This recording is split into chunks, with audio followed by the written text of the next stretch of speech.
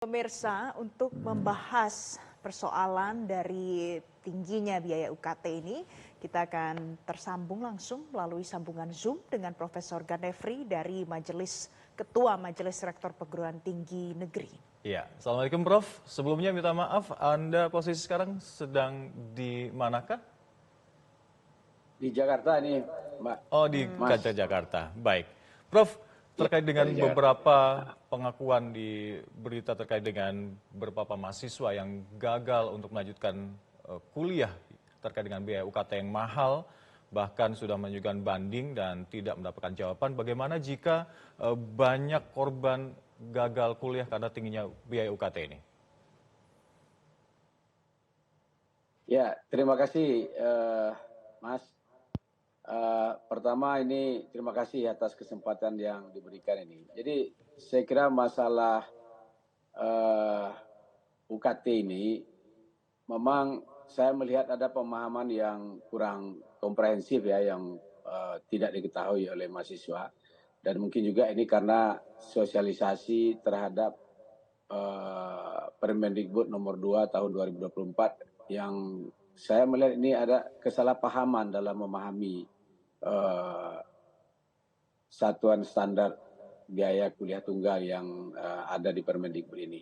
Jadi begini Mas, dalam penentuan di Permendikbud nomor 2 ini sebenarnya kan kita lihat usulan dari masing-masing PTN itu hanya memperluas kategori. Kenapa kategori ini diperluas? Sebenarnya ini kita ingin memberikan ruang kepada keluarga atau anak-anak kita yang mampu untuk bisa membantu mensubsidi bagi anak-anak yang kurang mampu. Karena dalam implementasi pembiayaan uang kuliah tunggal ini, UKT ini 20% itu harus ada pada kategori 1 maupun 2, ataupun mau 0 sama sekali. Nah, oleh sebab itu saya kira yang menentukan si anak ini dapat UKT kategori 1, 2, 3, 4, 5, 6 itu adalah memang di perguruan tinggi masing-masing. Dan acuannya itu adalah data yang diinput oleh mahasiswa ketika dia mendaftar. Di sana dilihat status sosial ekonominya. Ada orang tua yang punya penghasilan di atas 100 juta. Orang tua yang punya penghasilan 100 juta ini kan selayaknya mereka bisa membantu mensubsidi anak-anak yang memang penghasilan orang tuanya hanya 1 juta, 2 juta. Oleh sebab itu konsepnya ini memang memperluas kategori ini agar memang ada berkeadilan lah. Baik. Dalam penerapan implementasinya. Prof. Ganefri, kalau memperluas kategori ini kan adalah untuk unsur memperluas keadilan, untuk UKT berjenjang juga, tapi pada saat ada kenaikan biaya UKT, dan kenaikan itu terjadi bahkan beberapa kali lipat untuk kategori tertentu, tidak di semua kategori, mungkin ini yang menuai protes dari kalangan mahasiswa yang akan menerima kenaikan UKT. Nah, mengapa kenaikan ini bisa terjadi begitu besar, Prof? Ya, kalau awalnya itu kan memang yang ada di Universitas Jenderal Sudirman, Bu. Tapi mereka sudah merevisi itu. Tapi setelah saya hubungi teman-teman rektor PTN, pada umumnya tidak ada yang menyatakan naik secara signifikan sampai 2 kali lipat. Itu tidak ada, Pak. Maka itu Pak Dirjen Dikti ini memanggil semua rektor PTN hari ini, hari Minggu. Minggu sore akan dipanggil semua rektor PTN itu memaparkan implementasi UKT untuk semester Juli Desember tahun 2024 ini khusus untuk mahasiswa baru. Ini kan hanya khusus untuk mahasiswa baru, bukan untuk mahasiswa lama. Mahasiswa lama Prof. tidak ada tapi buktinya di lapangan adalah terjadi begitu banyak kenaikan UKT di beberapa kampus dan ini terjadi dan diprotes oleh mahasiswa. Apakah ini artinya dari pihak kampus sendiri yang tidak mengindahkan koordinasi dengan kementerian atau seperti apa? Ya, kita memang sangat berharap ya. Yang melakukan protes ini kan mahasiswa lama, Mbak, Mas. Tapi mereka kan tidak ada dinaikkan sama sekali. Tidak ada, karena penerapan UKT di kampus itu sejak dia mulai masuk, kalau UKT-nya 2 juta sampai tamat. Tidak pernah UKT itu naik tengah jalan. Bagi mahasiswa baru yang sekarang pun tidak ada naik sebenarnya. hanya memperluas kategori. Misal di tempat saya ini, saya contohkan. Saya dulu kategori UKT saya itu hanya 1 sampai 5. Kemudian karena saya punya fakultas kedokteran yang baru, kalau seandainya hanya 1 sampai 5, ada anak-anak yang masuk kedokteran itu anak-anak yang punya penghasilan di atas 100 juta orang tuanya, Mbak. Nah, maka kita ajukan perluasan kategori sampai level 7. Tapi bagi mahasiswa yang lain di luar itu, kita hanya terapkan 1 sampai 5 dengan mengacu kepada kurva normal. Nah, jadi yang penting juga diketahui Prof, oleh Anda melihat ada ya, misinterpretasi di kalangan kampus terkait dengan peraturan kementerian yang baru ini? ya, saya melihat ada implementasi, ada pemahaman yang terkait dengan Permendikbud ini. Mungkin sosialisasi ini yang perlu kita sampaikan kepada adik-adik mahasiswa. Maka kita harapkan memang rektor sebagai yang bertanggung jawab di kampus itu sebaiknya langsung menjelaskan kepada anak-anak kita, mahasiswa kita yang memang mereka menuntut apakah memang benar ini ada kenaikan UKT. Kita lihat, karena anak-anak yang demo ini kan mereka tidak mengalami, Mbak. Ini kan diimplementasikan pada mahasiswa baru. Itu pun baru pada mahasiswa jalur prestasi. Jalur UKT belum ada. Oke. Oh, Nah, jadi jalur SMDT belum ada diterima. Nah, jadi ini nanti akan diimplementasikan untuk mahasiswa baru, untuk jalur prestasi. Tapi Prof, kemarin kan sudah ada raker dengan Komisi 10 DPR RI dan juga Kemendikbud. Hadir pula Nadiem Makarim di dalam sana. Apakah sudah ada koordinasi lanjutan dengan rektor PTN-PTN setelah ada raker tersebut? Sudah Pak. Apa sudah. hasilnya, Habis Prof? raker itu Pak Dirjen sudah ada, Pak. Jadi Pak Dirjen langsung menghubungi kami. Dan kita sepakati akan ada pertemuan dengan rektor-rektor PTN pada hari Minggu esok jam 4, ya tanggal 26. Jadi semua rektor-rektor PTN yang memang ada indikasi implementasi dari Permendikbud ini tidak pas gitu, ini akan dijelaskan. Tadi pagi kemarin saya menghubungi rektor UGM, Pak. Rektor UGM. Saya menanyakan, apakah di UGM ada kenaikan UKT? Ibu Rektor menyampaikan tidak. Kami malah dalam menetapkan UKT itu, Pak Ketua katanya, kita melibatkan mahasiswa dalam melakukan verifikasi. Gitu. Malah mahasiswa yang banyak mengadukan bahwa si anak ini, si A ini, tidak pantas UKT-nya 2 juta. Pantasnya sekian katanya, karena keluarganya adalah keluarga yang mampu, keluarga yang kaya. Prof. Ganefri, seperti itu, Pak. Kita akan lanjut lagi dengan Anda. Kita terlebih dahulu akan menyapa salah satu mahasiswa yang sudah bergabung bersama kami di Metro Pagi Prime Time. Halo, selamat pagi Luis. Profesor Ganefri, jangan terputus dulu ya. Profesor, kita mau ajak kita dengar bersama-sama. Ini ada salah satu mahasiswa yang kemudian kami dapatkan. Karena ini ada pengakuan, ini adalah bagian dari mahasiswa baru yang mungkin mengalami kendala dan mengalami kegagalan untuk kuliah. Saya mau sapa Luis namanya. Luis, selamat pagi. Ya. Halo, pagi Kak, apakah sudah terdengar suara saya? Iya, sudah baik suaranya. Luis, bisa Anda ceritakan hingga akhirnya katanya Anda akhirnya gagal untuk kuliah karena tingginya biaya UKT ini. Seperti Anda, seperti apa? Iya, oke. Jadi kan UNIF ini kayak top impian anak-anak Indonesia banget ya. Dan dari kecil tuh saya emang impiannya dari SD, SMP, SMA nggak pernah berubah di UNIF itu. Nah, terus saya sebelum masuk ke UTBK itu atau SNBT sekarang, saya belajar setahun mati-matian dan semenjak COVID-19 juga finansial keluarga menurun, tapi itu nggak menurunkan tekad saya untuk menjadi mahasiswa di universitas tersebut.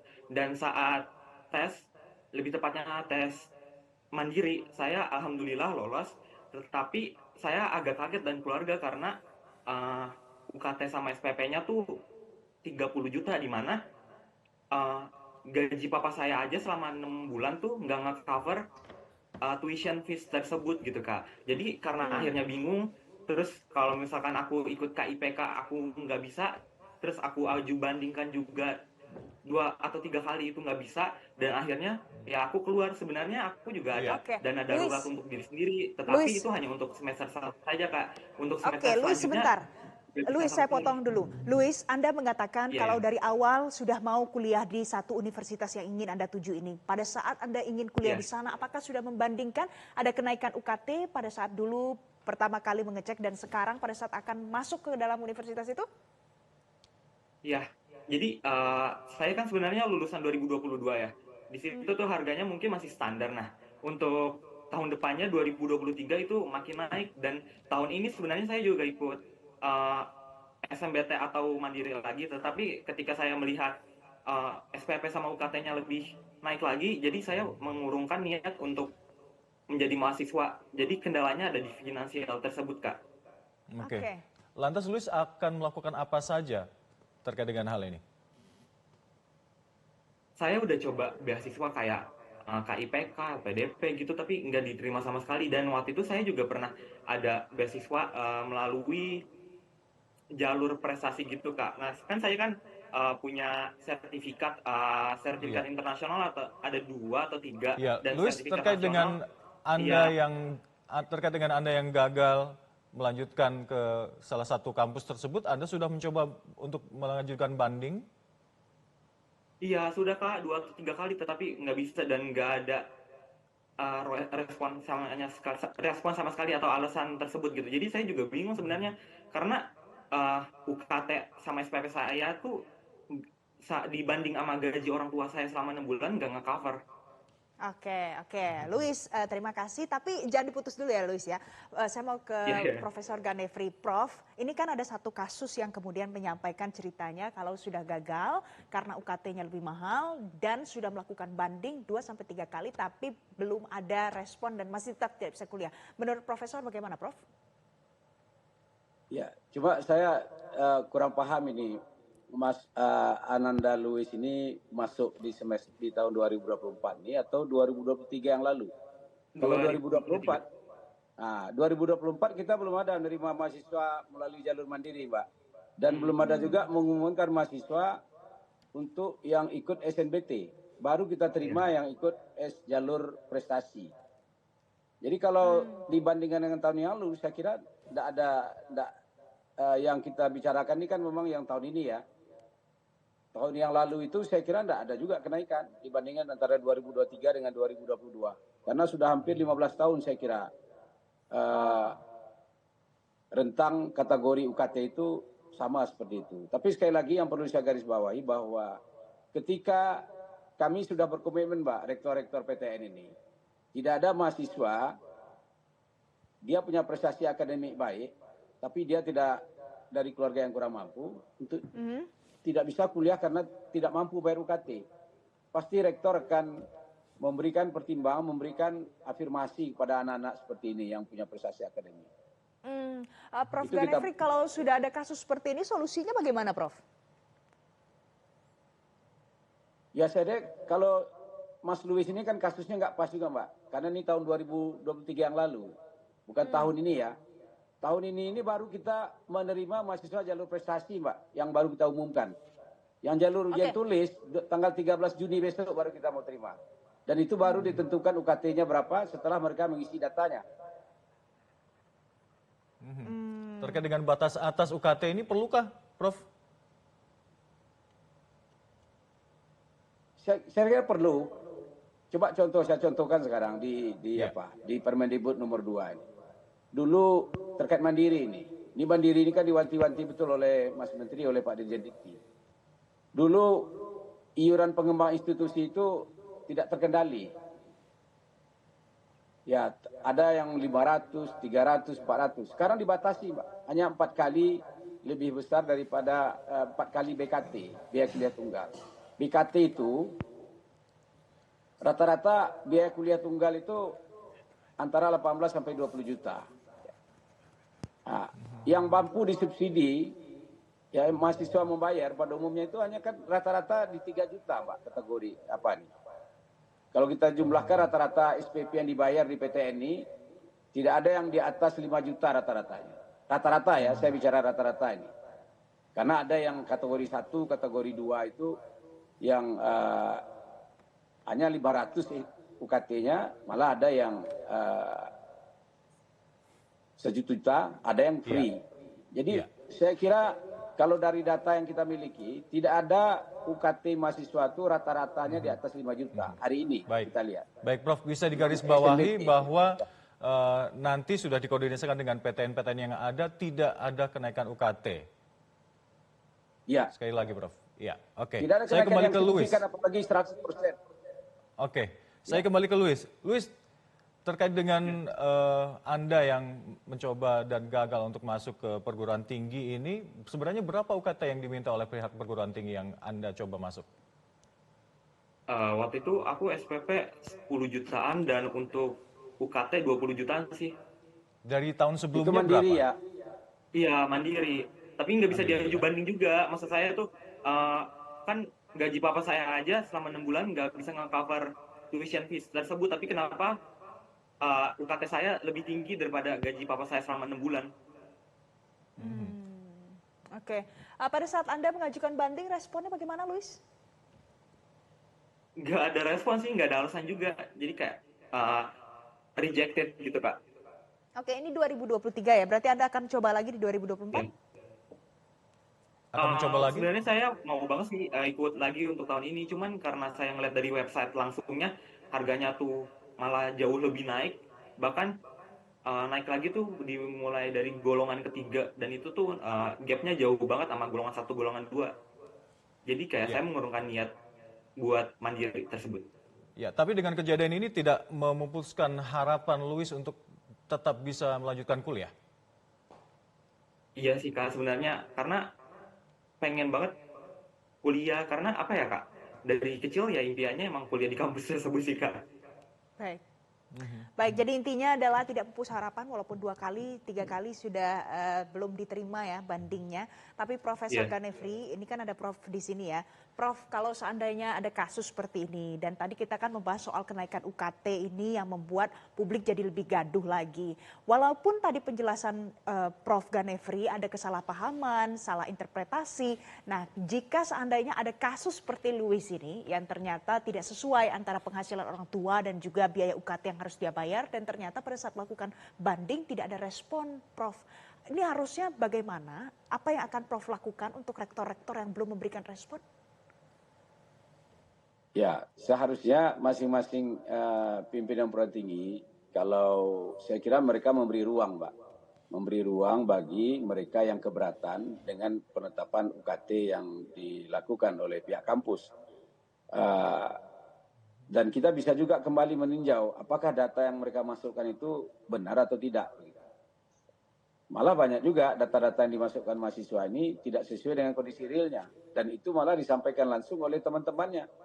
Bahwa tidak segan-segan juga mereka dapat UKT misalnya 2,5 juta. Menurut mereka tidak wajar. Karena keluarganya dari keluarga mampu. Mungkin penghasilan orang tuanya di atas 100 juta. Tapi dibuatnya mungkin 5 juta, 6 juta. Misalnya. Ada seperti itu Mbak, kasus-kasus yang kita temui. Banyak sekali. Maka itu kita melakukan verifikasi terhadap data yang dimasukkan oleh mahasiswa. Nah, malah juga kalau di UGM saya dapat informasi dari Bu Ova itu rektornya, malah mahasiswa dilibatkannya untuk verifikasi ini. Jadi dalam penentuan UKT ini sebenarnya pemerintah ini sudah memberikan ruang, Mbak. Memang ini implementasinya tergantung kepada PTN masing-masing. Nah, dan juga sudah ada imbauan dari kementerian bahwa jangan sampai menaikkan UKT yang tidak wajar. Iya. Ya. Prof, Maka itu inti dari kegaduhan ini adalah terkait dengan Permendikbud nomor 2 2024 ini. Apakah menurut Anda diperlukan revisi dari Permendikbud ini? Atau tidak usah? Ya, kita ingin lihat dulu data dari masing-masing rektor ini, Pak. Saya juga kita kan berdiskusi dengan teman-teman. Tapi kalau saya lihat, itu sebenarnya sudah berkeadilan begitu, Permendikbud itu. Sekarang tinggal komitmen dari masing-masing PTN untuk mengimplementasikannya agar juga memang betul-betul berkeadilan. Bagi mereka yang tidak mampu jangan dipaksakan. Bagi mereka yang berkeberatan juga harus dipertimbangkan. Jadi ini tergantung kepada masing-masing PTN. Kalau regulasinya saya kira sudah sangat jelas di sana. Cuma pemahaman mahasiswa juga kurang pas. Dianggapnya BKT itu, ada yang menganggap BKT itu UKT. Misalnya BKT-nya 18 juta. Itu biaya penyelenggaraan Tridharma Perguruan Tinggi setiap mahasiswa di prodi-prodi tertentu.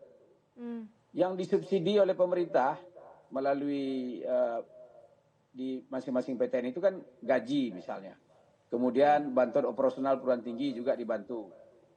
Kemudian juga SPP mahasiswa, ya ada kuliah dan segala macam. Ini kalau dijumlahkan, Pak, sebenarnya biaya uang kuliah tunggal itu belum tertutupi. Biaya operasional perguruan tinggi itu untuk menyelenggarakan prodi itu belum tertutupi. Jadi masih Baik. jauh dari yang kita harapkan. Tapi Baik. memang pemerintah juga keterbatasan anggaran untuk memberikan subsidi penuh kepada PTN. Oke, Maka itu partisipasi Prof. masyarakat kita butuhkan.